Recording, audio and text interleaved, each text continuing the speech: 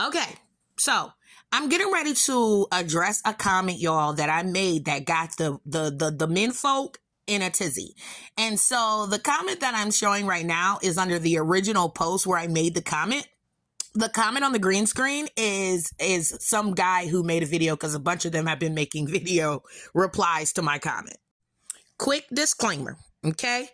It is not honorable, all right, to feel some type of way about this video and then report it. Because I know how when I make my points and my points hit, I know how you boys like to tussle. Now, the analogy of it all, right? Because you said when people act slow, give them a scenario. You give them a scenario to help them. Yeah, okay, I'm giving you the scenario. Police have no duty to protect you, right? What were you saying in your video, sir? All of these guys, including you, are saying that y'all have no duty to protect women. Yeah, the police ruled in federal court and upheld in federal court on numerous occasions have no duty to protect you. So some students had sued the police because they felt like the police did not prevent loss of life, right? They didn't prevent any harm from coming to them. Here's what the court ruled in regards to that lawsuit. Neither the Constitution nor state law impose a general duty upon police officers or other governmental officials to protect individual persons from harm, even when they know the harm will occur. Police can watch someone attack you, refuse to intervene, and not violate the Constitution.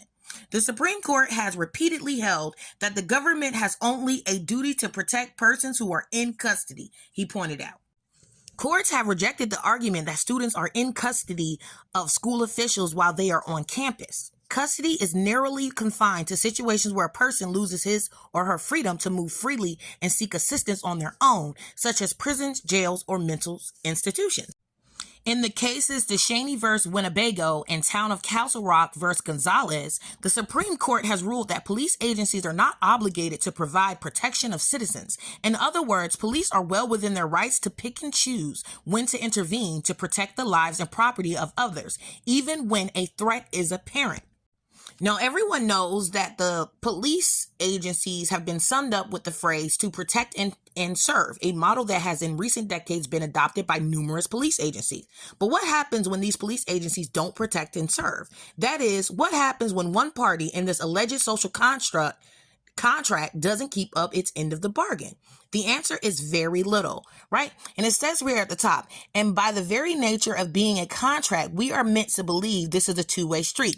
The taxpayers are required to submit to a government monopoly on force and to pay these agencies taxes. In return, the government agents will provide services, right? And what are the services that the police, by large, are expected to provide? To protect and to serve. And is that not the same duty and same thing and expectation that women have for men? And are y'all not writing and talking about how this is a two-way street? It's a contract between men and women. Women are supposed to do A, B, and C, A, B, C, and D, for men to then do A, B, C, and D, right? So let's go back to why I made the comment that I made, that this is why the police do what they do, because they expect you to comply for them to protect and preserve your life. That's the contract. If they feel that you're doing things like resisting arrest, and this doesn't mean you have to actually be doing it, all they have to do is feel like you are doing it.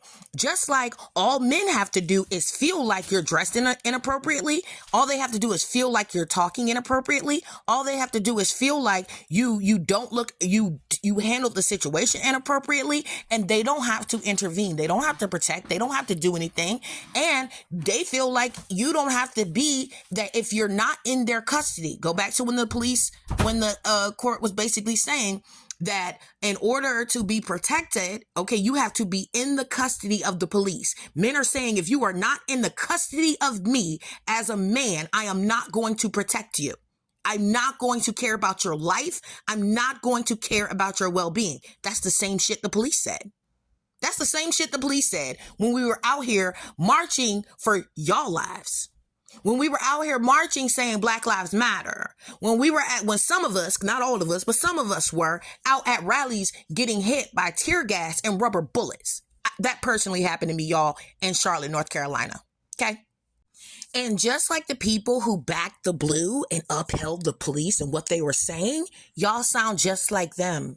Oh, women should know better. Yeah, women, y'all mad at this woman because she's saying this and that, but y'all gotta know, just like this dude says here, as I read everybody's comments, you also have to understand he had multiple arrests. He was convicted. He had spent more time in the backseat of a cop car than most people ever could even imagine. He knew exactly what was going on and what was going to happen. Don't fall for the left-wing media only shows you part of the history. So what this commenter is saying is that this guy has so much experience with the police. He know the deal. He know how to act. This person is referring to George Floyd, by the way.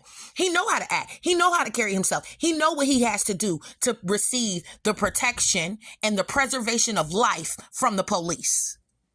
Same exact thing you're saying in your video, and the woman that you're agreeing with is saying in her video. Y'all ain't no better than the popo. Y'all are a lot closer to backing the blue than you think. Have a great day.